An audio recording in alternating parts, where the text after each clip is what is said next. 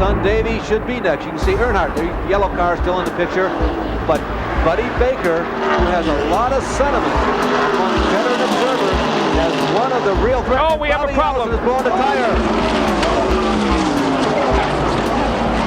Bobby Allison with a horrible crash here on the front stretch. It has torn out a complete section of protective railing separating it. Alan Kulwicki becomes involved. Debris and is collecting other cars. There was a lot of debris in the front stretch. Kulwicki was involved. Richard Petty, I think, is another one of the cars. Lots of debris on the front stretch. He has torn out a whole large area of guardrail. There it is, protecting the crowd from the racetrack, and he came very, very close to going into the stands. The car became airborne and went flying literally into that wall and catch fencing, but fortunately it did stay onto the racetrack.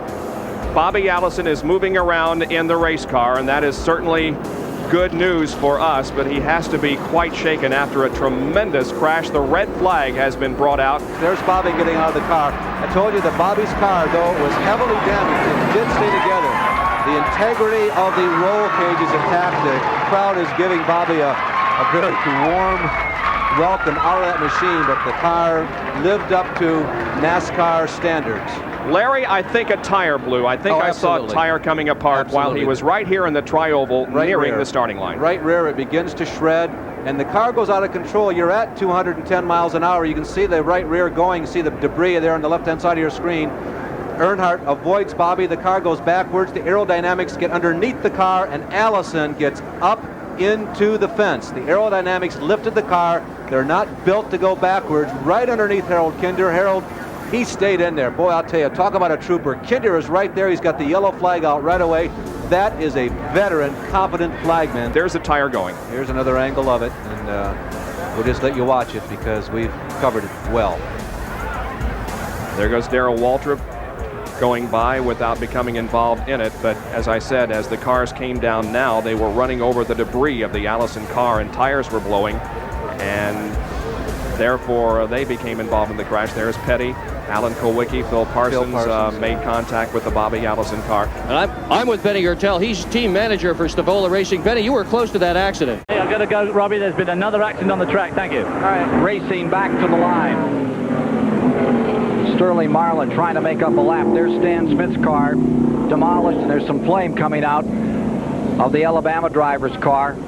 Take a look at what happened here that's brought out the second caution of the day. There's Stanley Smith in the middle in the black car. They were running three abreast going into that turn, Ken. There's the car number 1 of Rick Mast. There is one car that has gone over the wall, as you see in that. And we'll get that for you in a moment. Stan Smith's car was destroyed. There is another car that went off the top of the...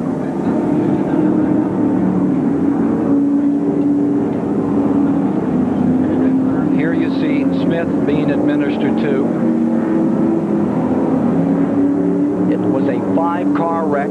It happened in lap 69 in turn 1.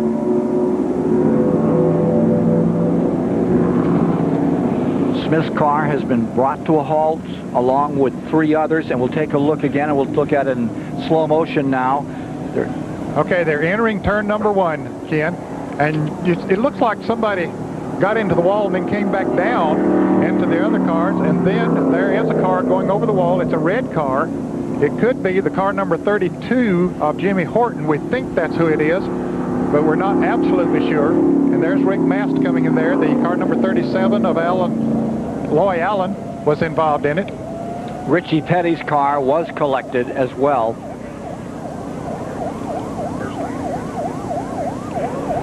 We're still not totally sure which car that was that went over the wall. It was a red car, and we're speculating only that it could have been the car number 32 of Jimmy Horton, but we'll get the official word and pass it along to you just as quickly as we can. Loy Allen's car was involved. The Richie Petty car was involved. And there are the remains of the car that went over the wall. And it looks like someone standing there with a helmet, Ken. And got out of that. Let's hope that is the case. The helmet goes off. And boy, if that's the case, that is very, very good news. believe that is Horton for sure. See, there's the bank that it came down. Jimmy Horton, the Active Trucking Chevrolet, who had started 24th today, taking this nasty ride out of the track. I can't remember the last time we saw a car out of a speedway, Ned. No, I can't either. It's been a long, long time. It dates back to the, yeah, you can see the number 32 on the side of that car now. And it did land on its wheels. At first, it looked like it was upside down, but the top and the deck lid, and the hood and all of that have just simply been ripped away from the car. Here they come off the fourth corner. Ernie Irvan leads them down now. Is he going to win the Winston 500?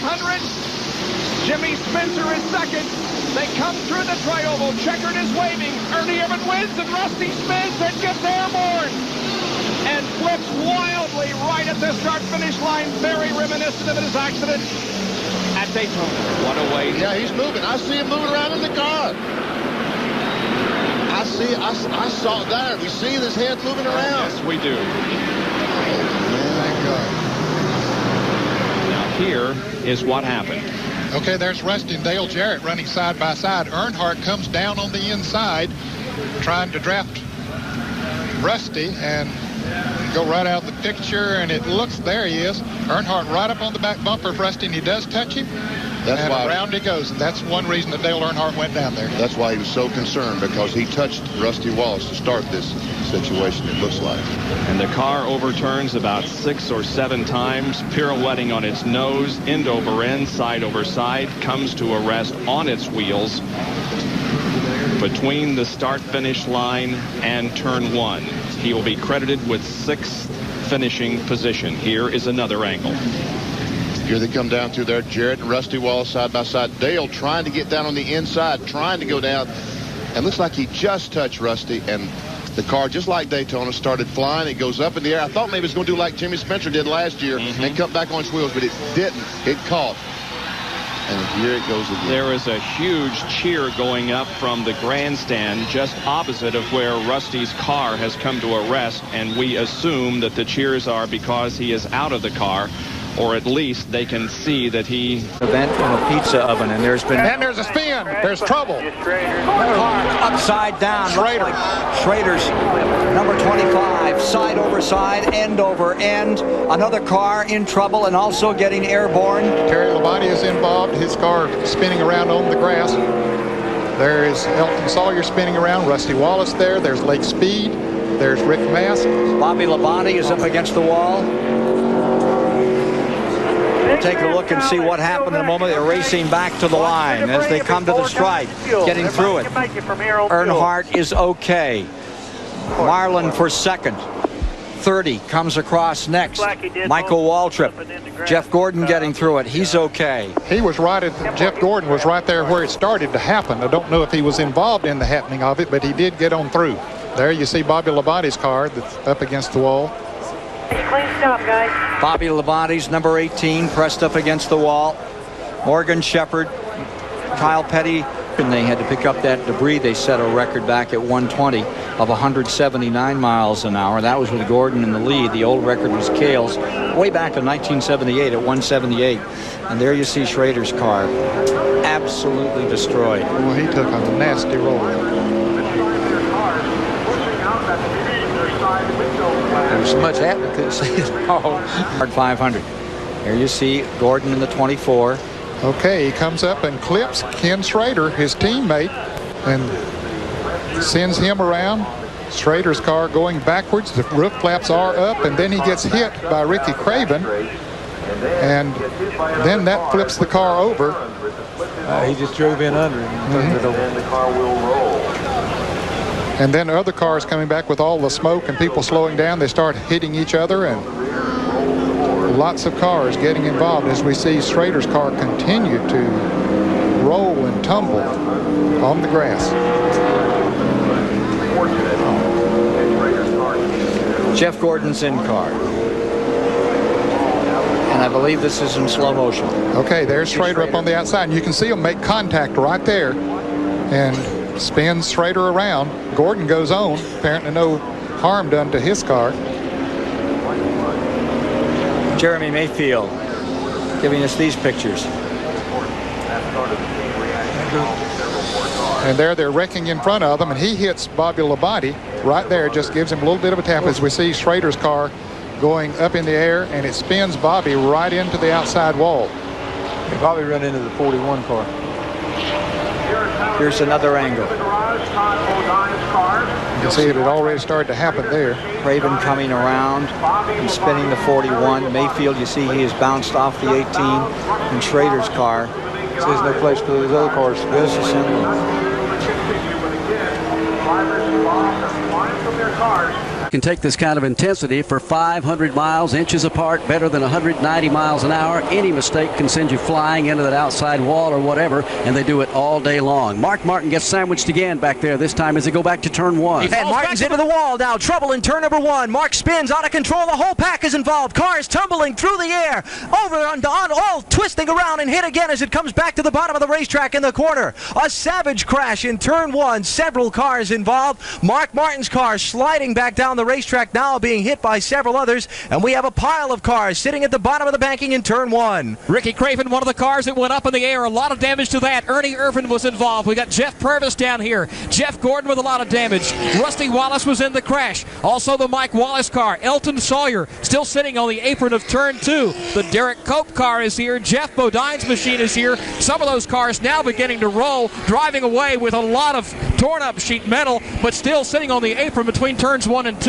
You've got the car of Jeff Gordon. He's trying to refire that. It's not working. Ernie Irvin still sitting down there. A few others out of our line of sight here between turns 1 and 2. There will be at least 10 cars that had damage in that spectacular accident that just happened down in turn number one. Mark Martin kind of got it triggered going there and bounced into that outside wall, then went right down through the middle of the field, slammed into Ricky Craven's automobile, and he went flying up the banking and collected another group of cars, including Jeff Gordon, Ernie Irvin involved in it, again Jeff Purvis involved in it.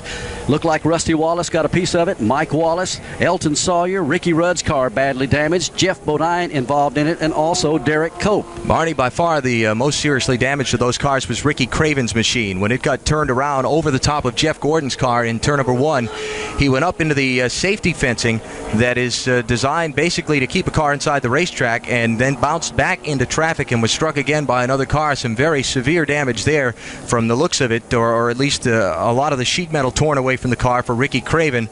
A very hard accident there as he got turned over and flipped in turn number one and then came back down in traffic. We saw Jeff Gordon climb from his car. Others involved in it will include Derek Cope, Brett Bodine, Jeff Purvis, Ricky Rudd, Ernie Irvin will be involved, Rusty Wallace, Mark Martin. A multi-car pileup that started when they got three wide through the tri-oval. Jeff Gordon trying to go to the outside of Mark Martin and got pinched into the wall there. And again, Ricky Craven's car taking by far the most severe hit. And Alan, a few of the cars that also involved that were able to limp around to the front straightaway. You mentioned Jeff Bodine's car. Ward Burton's heavily damaged Pontiac sitting here on pit road. Had a good run going. Looks like the whole right front side of that automobile has been peeled off by a can opener. Bobby Labonte's had some damage to the left side of his car. Both left side tires were down. We saw Elton Sawyer pull his damaged car behind the wall. So some of the cars able to limp around with a lot of damage. Couldn't happen at a worse point either, because Mark Martin, who had been running 8th, had the entire field behind him, so to speak. Everybody from 8th on back was right there and nowhere to go, and he collected at least a dozen cars, maybe more. We'll be back. Earnhardt on the inside and Sterling Marlin outside. And Ernie going with Earnhardt down on the inside. That's going to hit. Oh, big time trouble. Terrible crash. Front of the field all torn up. Earnhardt's car destroyed. A major crash.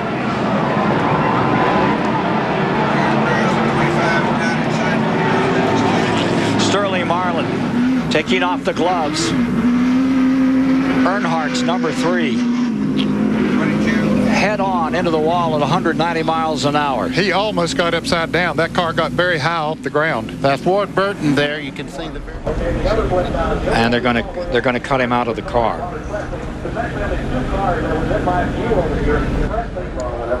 And Earnhardt is on his feet.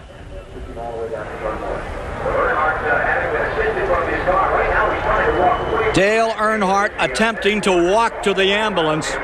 Never doubt that cliche about Dale Earnhardt, one tough customer, gives the thumbs up as he walks away from one of the worst incidents in his racing career.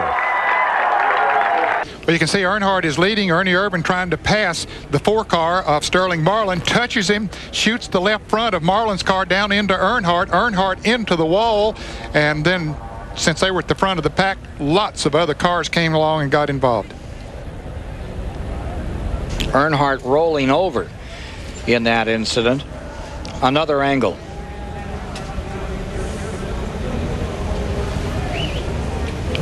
Boy, as close as it, you see Earnhardt's car gets upside down and gets hit there by a Cope. That's Robert Presley. That's Robert Presley in the 33 got into Earnhardt when he was upside down there. But Cope was the first one, got him in the roof. Derek Cope in that 12 tangled with him as well as it was spinning and crashing. From the in-car camera of Dale Earnhardt at 190 miles per hour approaching turn 1.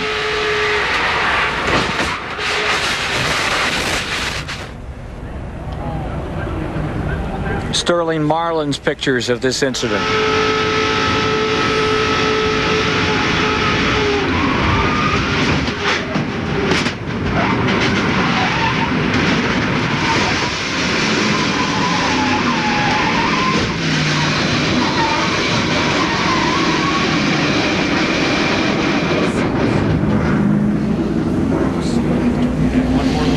And Sterling okay after that one. Dale Earnhardt has at least a broken collarbone. Another look. Well, you can see the 28 and the 4-car touch, and the 4-car gets into the right rear of Earnhardt, shoots him right straight into the wall. Earnhardt's car gets on its roof, gets hit first by Derek Cope, and then the car 33 of Robert Presley comes along and hits him as well. And lots of other cars get involved. Simply nowhere to go. When you got that many cars running at that speed, that was the fastest part of the racetrack. When they came just past the start-finish line, well, there's going to be some big damage, and there certainly was.